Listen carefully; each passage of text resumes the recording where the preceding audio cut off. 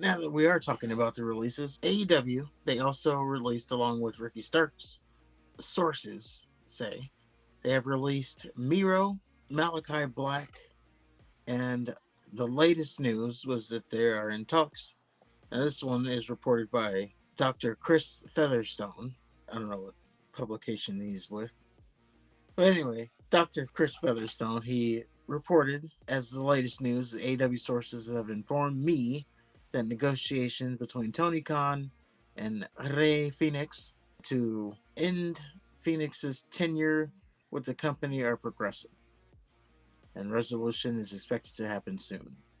I was also informed that Tony Khan has been heavily advised to put an end to this soon regarding Phoenix holding out. So I don't know what's happening in AEW, to be honest, because it's kind of weird that all of a sudden, Tony Khan wakes up, he releases these guys who've been wanting out of their contract. Miro, he's always wanted to go back to WWE. Malakai, his wife's there.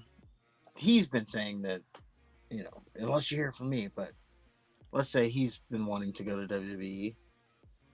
And then Ray Phoenix. So all of a sudden, Tony Khan is just like, you know what? I was holding you down, but I'm going to let you go now. I don't know. Something's gotten into him for that. I wonder if his dad's gotten into him. Maybe. Like, I am not spending any more of this fucking money for you to just waste away, dude. We've had 5 years. It's been fun. You're already sucking up my football team.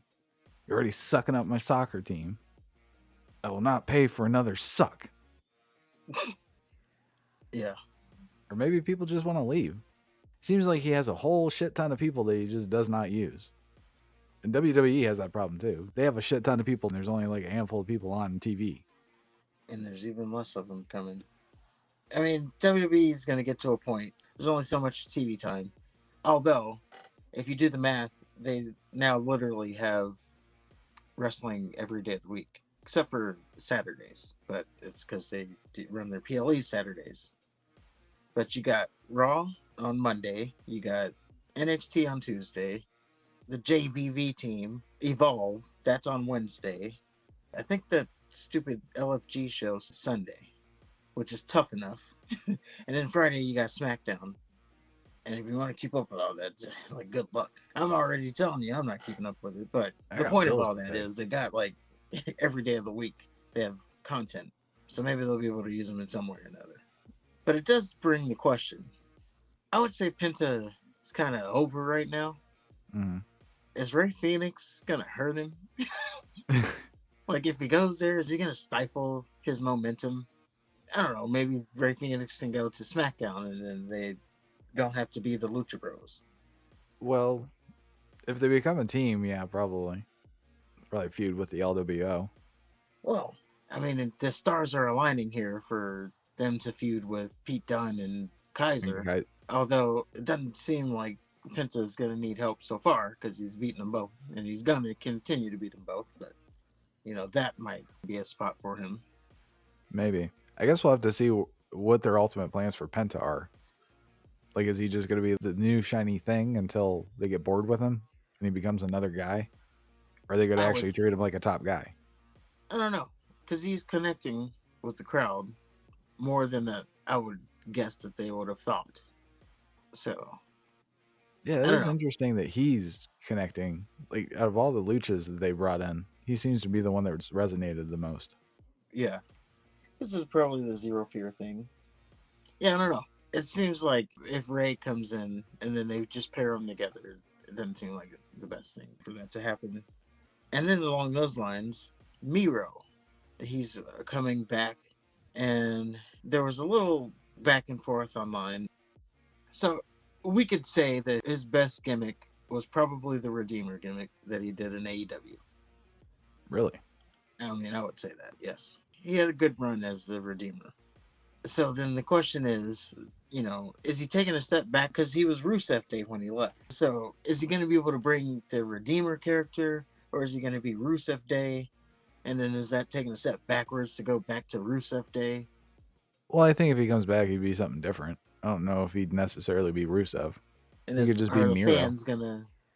are the fans going to let him live down the Rusev Day thing? Because, that was pretty big with the fans. I think so. Because he doesn't have Lana. That was a big part of it. According to Meltzer, they're thinking about putting that back together, as in being an on-screen thing again. Oh, It's boy. like, he probably doesn't know the news. I think he's out of the loop on that one. I seem to remember something about her trying to weasel her way back into WWE. I mean, honestly, she's kind of worthless without Rusev. Might as well just keep the OnlyFans going. And then we finish out with the latest on the releases. Aleister Black, Malakai Black. Apparently, there's big plans for him in WWE already, so he should be coming in. He'll probably go back to his NXT gimmick, and it'll be interesting to see if he's pushed as a top guy. So they moved out people that they're not going to use to bring in more people that they're probably not going to use a whole lot. I mean, I think it's a little bit of an upgrade.